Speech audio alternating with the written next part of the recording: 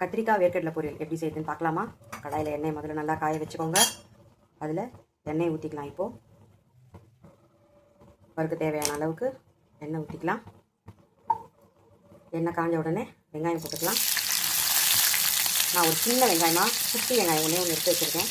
எங்கள் வீட்டில் நாங்கள் நிறைய வெங்காயம்லாம் போட்டு செய்ய மாட்டோம். ஏன்னா அது சுடன் இருக்குன்னு எங்கள் வீட்டில் விரும்ப மாட்டாங்க. அதனால் டேஸ்ட்டுக்காக ஒரே ஒரு சின்ன வெங்காயமாக எடுத்து போட்டிருக்கேன். வெங்காயம் கொஞ்சம் வதங்கின உடனே தக்காளி போட்டுக்கலாம். நான் ஒரு தக்காளி எடுத்துருக்கேன். தக்காளி போட்டு வதக்கிக்கலாம். தக்காளி வதங்க தேவையான அளவு உப்பு போட்டுக்கலாம். மொத்தத்தில் நான் பொரியலுக்கு தேவையான அளவு உப்பு போட்டுக்கிறேன். நான் இன்றைக்கி கரெக்டாக 2 பேர் சாப்பிட்ற மாதிரி பொரியல் பண்ணுறேன்.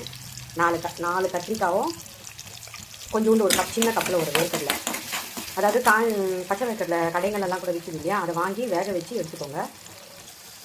தக்காளி வதங்கிடுச்சு. இப்போ இதில் கத்திரிக்காய் போட்டுக்கலாம்.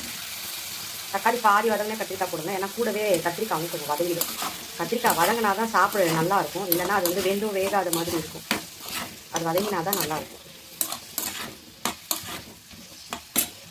இதில் கொஞ்சமாக இஞ்சி பூண்டு பேஸ்ட்டு அரைச்சி வச்சுட்டு போட்டுக்கிறேன். நல்லா வதக்கிக்கலாம்.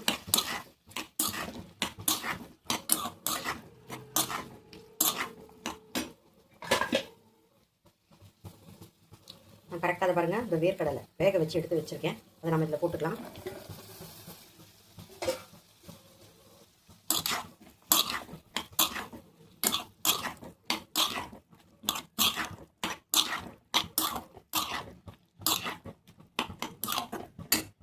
கத்திரிக்காய் நல்லா வதங்கிடுச்சு. இப்போ நம்ம இதில் மஞ்சள் பொடி சேர்த்துக்கலாம்.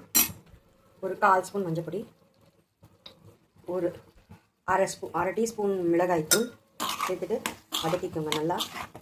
உங்களுக்கு வேணும்னா இல்லை மிளகுத்தூள் கூட போட்டு சேர்த்துக்கலாம்.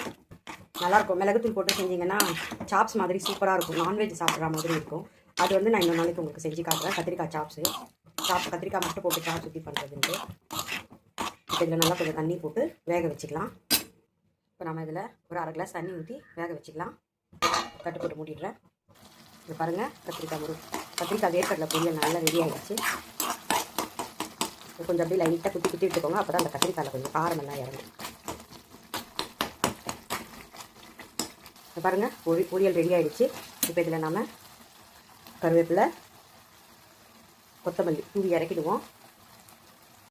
ஆகிடுச்சு. இறக்கும்போது கருவேப்பிலை, கொத்தமல்லி எல்லாம் போட்டு இறக்கிக்கோங்க.